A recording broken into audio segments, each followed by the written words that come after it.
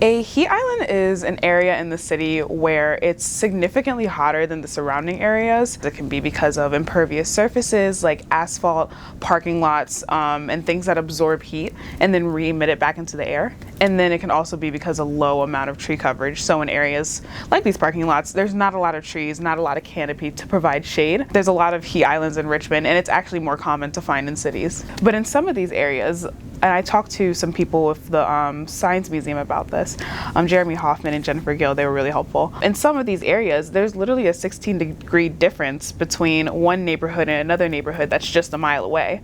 And so when you start to see differences like these, where there's such a large gap, obviously there's going to be different health outcomes, there's going to be different levels of income where maybe they can or cannot get air conditioning and go to cooling stations like libraries and things like that to cool down. There's vulnerability that we have to look for, which is going to be in younger kids. I'm talking 1 to 5 years old, and then also older adults and people with chronic illnesses beforehand. Those are going to be people that are more susceptible and more vulnerable to the heat. I think the hottest neighborhoods in Richmond are Scott's Addition, Diamond District, Jackson Ward, Monroe Ward, and Manchester.